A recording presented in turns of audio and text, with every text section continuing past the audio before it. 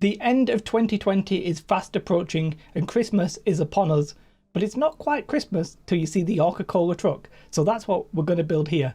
Slight confession, I had quite a few problems building this, and at times, I considered jacking in the whole thing. However, I'm going to show you how I did it. I'll leave a link to the truck if you want it, but let's just build it. The first issue was the actual truck itself. I ordered a couple. The first one I bought way too small from Morrison's. Then the second one I ordered was a scale 1 to 43, still too small. So I ended up ordering this truck, which actually has like dinosaurs in it, and if I was a kid would be pretty cool. It's still pretty cool as an adult. So I decided that this was just about the right fit. Take the truck out of the box, look at the box, discover that it says best gift for children. I mean, who am I to disagree with that? It is actually a truck with dinosaurs in it, so I mean, I believe it. And then we wanted to get the stickers off the truck because painting that would have been a pain. Now I just tried to do this, the old fashioned way of like scraping them off with my nail. Got a little bit sticky and the residue wasn't coming off. Then somebody in chat, when I was live streaming this, said, hey, use WD-40, some lubricant, and get it off. And I was like, damn, that came straight off. However, the footage is a little bit blurry. This whole idea is actually from stream, so you can come and join us on Tuesdays. It's actually good fun. For the side of the truck, what I did was I got an Orca Cola sort of calligraphy thing from the internet and put that into Photoshop with an orc face. It's probably got like a proper name, but I actually don't know it. And I sort of like mocked up how this would look in Photoshop, measured the actual dimensions of the truck and put that onto some card. The card was like 300 grams thick and I just printed that. So I printed 2 for each side. So I actually printed this twice, but it's actually 4 panels, if that makes sense. Because what I'm going to do is any area that's black, I'm going to cut that out and glue it onto the other bit of card where it is black. This will mean that basically I end up with 2 matching pairs. Now, cutting that calligraphy was relatively difficult, but way easier than it would have been me actually like drawing that on with like a paintbrush, like freehanding that. I would have failed miserably doing that. So I'm glossing over that, but obviously cutting out the fine detail of this Orca Cola like calligraphy did take a little bit of a while because it needed to.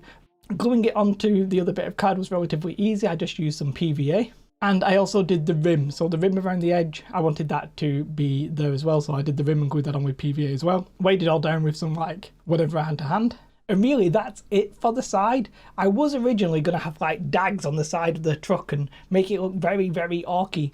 But then I had that sort of like philosophical problem here with the concept. The more orky I built it, the less like the Coca-Cola truck, which this is obviously not a replica of in any way, shape or form, the more it would look less and less like that. So I ended up going with the balance here. I probably went a little bit too much. I should have possibly gone more orky, but it was preference and I ran out of time because Christmas is literally upon us. So I glued the side panels shut and I glued the 2 bits of card onto the side of the truck just using PVA. I mean, maybe some hot glue or super glue in the corners to try and get it on there, and then just weighed it down, either turning the truck on its side or like using the hot glue and hoping it just sticks. I cut out a bit of card for the top because obviously it has a handle and I don't necessarily want that on the build. As cool as this toy is, I don't want it to look like a toy. And really my minimal viable like product there would have been done. However, I wanted to add a little bit more detail. So what I do on the very front of the truck, I add like just like a metal plate. It's actually just card obviously, but it's going to look like a metal plate with some dags or teeth on the front, inspired by the actual Orc GW truck, I believe. So that's just a bit of thin card glued onto the front, and then the actual dags I cut out of this like 1.25mm thick mount board card, and I just cut them in sort of like teeth shape, which is basically just a square where I've cut off the corners, but it looks fine. I glued the first bit of card onto the truck using super glue, but then I glued the teeth onto the little bit of card just using PVA. I also in this build do some rivets. I probably don't do enough rivets, but the rivets I'm using are like these they're like little gemstones that you get for fingernails. They're very cheap. You get like a sheet of them for a couple of pounds and you get several hundred. And the way that I put them on is I just take a knife, jab it into it, dip it in some PVA and put it on the teeth or wherever you're actually going to put the rivet. Super glue may have been better there because 1 or 2 did come off, but super glue I think would be like stickier and messier and I didn't want to do it. So that's the very front of the truck done. I also fill in any gaps with some filler or spackle for you Americans. And then to add a little bit more detail, I wanted to do something a little bit more fun and orky. Now, I've had to pare down all of my cool ideas because of time. We were originally going to have like an orc playing a guitar which was actually a flamethrower and it was all going to be epic. I've had to really like tone that down because of time constraints. But I wanted on the front of it, I wanted like a steamroller, and on the back I wanted like a grabber arm. So the idea being that, you know, anything that gets run over or killed gets picked up, thrown in the back of the truck, and that's how Orca Cola is possibly made. I don't think that's how Coca-Cola is really made. At least I hope not. So the way that I go about that is I've got these like kids construction toys that I got from either Amazon or I think it's AliExpress. You can just get cheap toys basically from China. It does take a while to deliver, but it's cheap and, you know, they look okay. Now in this case, I'm going to use literally a steamroller, which is one that comes in the big packs. That's going to be fine. And I'm also going to use a big grabber arm from a different toy. But for the steamroller, I do add a couple of rivets. For the mount system, I'm actually going to take off the front of one of the trucks. So the truck has a system where the steamroller will just clip on. So I literally just cut out the very front of it, and I'm going to just glue that to the front of the truck at the right height. Ends up looking like a decent place for it. Looks like it sort of belongs. And I've not actually glued in the steamroller, it's literally just clipped in there. But I was pretty happy with that. It was pretty much done. Now for the grabber at the back, I end up commandeering a different toy. It's a much bigger toy which had this much bigger arm. I do put some rivets on it, but I can't use the mounting system from that vehicle just because it doesn't really work. So I go back to one of the vehicles that we already had from the steamroller arm set, and I sort of make my own system here. So what I do is I take off the wheels because it just splits into two, and then I clip it so that it's as flat as possible. But it's obviously not perfectly flat because there's the wheel arches and stuff like that. So all I'm going to do is put a little bit of card around the rim of at the bottom to just hide any of the gaps. And that actually looks pretty decent. However, the two systems don't really work together, so I need to make my own system so that it'll actually move. And all I do is I clip off all the nubs on both of them and basically just drill through it. And then once I've drilled through them on both of them, I get a cocktail stick or toothpick, whatever you want to call it, shove it through it, and then I glue two little like 2mm or 3mm nuts or bolts. You'll see what I mean. And I glue them onto the end, making sure that it's not actually glued to any of the plastic. Therefore, it seals in the arm, and then it can just move freely up and down. Pretty cool.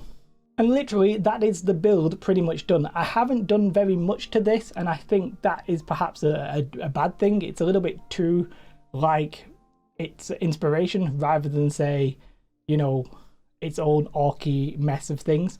But it is what it is. The painting, on the other hand, oh my god, I had an absolute nightmare painting it, and this is where it really all started to go wrong. The build, I probably enjoyed. In fact, I did enjoy it. The painting, I did not.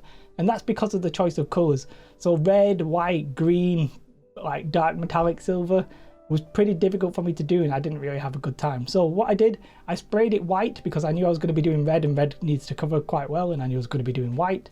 And then whilst I was spraying it, and I did this outside so I don't have any footage of this, I wanted the metallic-y bits to be black, so I sprayed some black on that. That was probably my first mistake, but we'll get to it. So then I bring it in and I start doing the first layers of red. I know I'm going to have to do 2 thin coats. I end up doing probably about 1 billion thick coats, but it is what it is. I also cover the rim red, which was a mistake. I realised I probably need that to be white to give it a little bit of pop. The white covering the red's also going to take extra layers.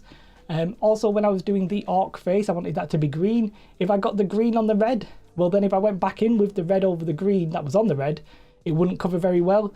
That was a pain, so I had to go back in with white sometimes and then go back in with the red. However, if I got red on the orc face, that was sort of okay, the green would cover it. No idea what's going on there, somebody probably knows, but please don't tell me, I don't care at this point. But painting it was a nightmare.